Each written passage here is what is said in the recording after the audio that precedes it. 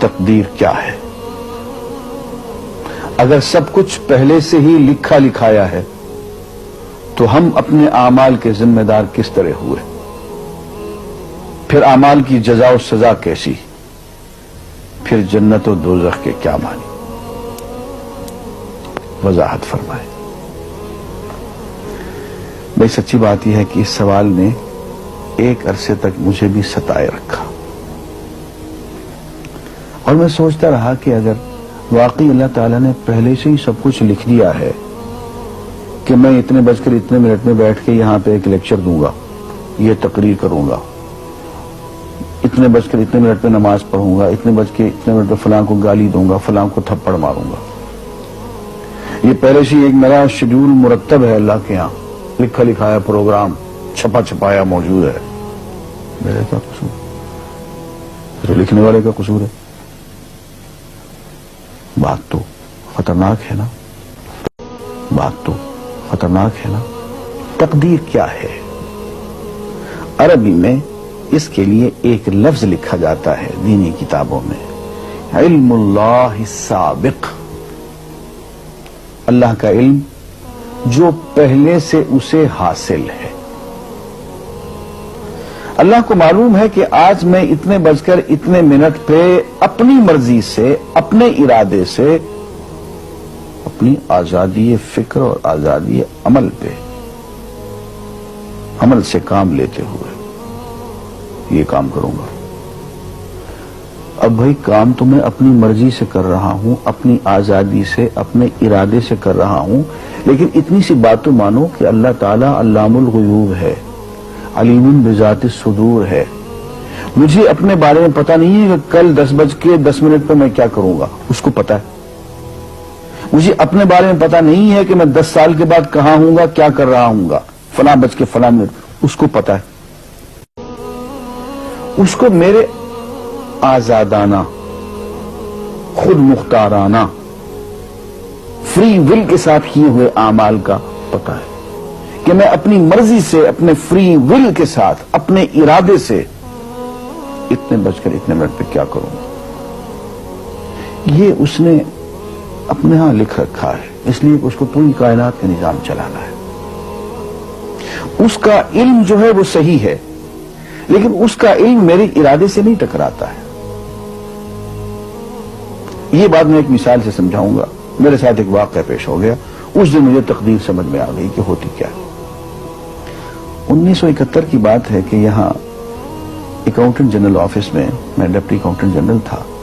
اس زمانے میں ایک مشہور نجومی تھا شیخ صادق، یہاں قلعہ گزر سنگھ میں رہتا تھا۔ وہ پتہ نہیں بیچارہ زندہ ہے یا فوت ہو گیا۔ انہوں نے دروازہ کھولا، میرے کمرے میں آ گیا۔ کہاں صاحب ہم آپ کی خدمت کرنا چاہتے ہیں، ہم آپ کو مستقبل کے بارے میں کچھ بتانا چاہتے ہیں۔ میں نے کہا بھائی میرے پاس فضول باتوں کے لیے وقت نہیں ہے، میں علم نجوم وغیرہ کو اس قسم کے یہ فضول باتوں کو میں نہیں مانتا ہوں، مشغول آدمی ہوں، ان چکروں میں مجھے مت ڈالو۔ انہوں نے کہا سر مجھے صرف 1 منٹ تو آپ دے دیں۔ میں نے کہا ہاں 1 منٹ دیتا ہوں۔ اس نے ایک بہت بڑا کاغذ میرے سامنے لکھا جس پہ 40 خانے بنے ہوئے تھے، 40 چیزوں کے نام لکھے ہوئے تھے، مختلف چیزوں کے نام، کتاب، قلم، اینک، کاپی، دوات، پینسل، میز، بادل، برکھا، مسجد، مندر، ایسی ایٹ رینڈم چیزوں کے نام، 40 چیزوں کے نام لکھے ہوئے تھے۔ وہ کہنے صاحب آپ ان میں سے کسی ایک چیز پہ انگلی رکھ دیں یا اس کا نام آپ اس کاغذ پہ لکھ دیں۔ اور مجھے یہ کہتے کہتے اس نے ایک پیس آف پیپر میری میز سے اٹھایا اور اس پہ کچھ لکھا اور اس کو یوں الٹا کے رکھ دیا۔ میں نے کہا تم نے یہ کیا کیا؟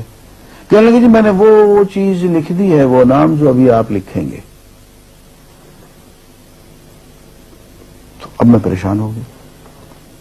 تماشا کی بات ہے نا کہ جو چیز میں سوچ سوچ کے اپنے ارادے سے، اپنی مرضی سے ابھی لکھوں گا، اس نے پہلے جو لکھ کے وہاں رکھ چھوڑ دیے میرے سامنے۔ اب میں سوچ میں پڑ گیا کہ یار وہ چیز لکھوں جو اس نے نہ لکھی ہو، کبھی میں اس کا ارادہ کروں، کبھی اس کا ارادہ کروں، اب تنگ آ کے آخر میں نے کسی ایک چیز کو لکھ دیا، کہ میری یہ ہے۔ اس نے جب وہ الٹایا تو وہ وہی چیز نکلی۔ اب پتہ نہیں یہ کیا چکر تھا اس کا، خدا ہی جانے۔ کوئی اس کا علم ہوگا، کوئی فن ہوگا، کوئی تک بازی ہوگی، تک بندی ہوگی کوئی. لیکن اس دن مجھے پتا چلا کہ یار اس کو جو کچھ میں نے لکھا ہے اپنے ارادے سے لکھا ہے، اپنی مرضی سے لکھا ہے، اس سے پابند ہو کے نہیں لکھا. کبھی اس میں انگلی لگاتا تھا، کبھی اس پہ، کبھی اس پہ، آخر چن کے ایک لکھا میں نے. لیکن اس کمبخت کو پہلے سے پتا تھا کہ میں کیا لکھنے والا ہوں، اور اس نے پہلے سے وہاں لکھ کے رکھا ہوا تھا.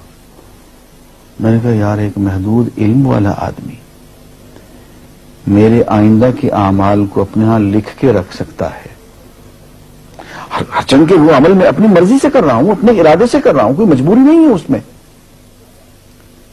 لیکن وہ میری مرضی والا عمل، میرے اپنے ارادے سے کیا ہوا عمل، پوری آزادی کے ساتھ کیا ہوا عمل، اس نے پہلے سے اپنے یہاں لکھ کے رکھا ہوا.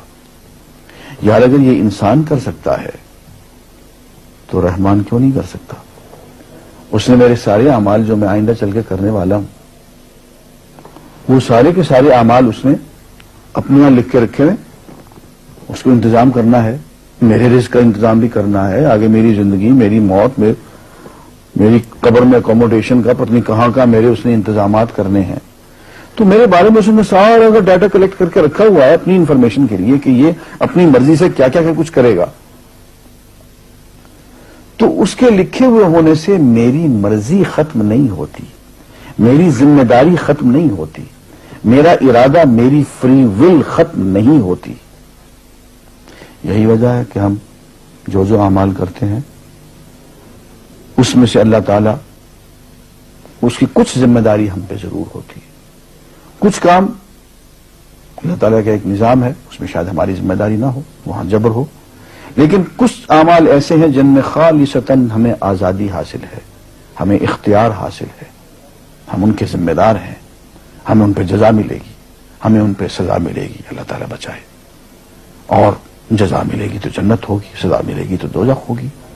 لیکن آزادی عمل اور ارادہ ضرور ہے. یہ الگ بات ہے کہ اللہ تعالیٰ کو پہلے سے ہی معلوم ہے کہ ہم اپنے ارادے سے اور اپنی آزادی اور اپنی مرضی سے ہم آج اور کل اور پرسوں اور سال بھر کے بعد اور 10-20 سال کے بعد ہم کیا کیا کریں گے اس کے ہاں لکھا ہوا ہے. وَعِندَهُ عِلْمُ الْكِتَابِ، اس کے ہاں سب کچھ لکھا ہوا ہے. لیکن ہم جو کرتے ہیں اپنے ارادے سے کرتے ہیں اور اس کے ذمہ دار ہیں. وآخر دعوانا الحمدللہ رب العالمین.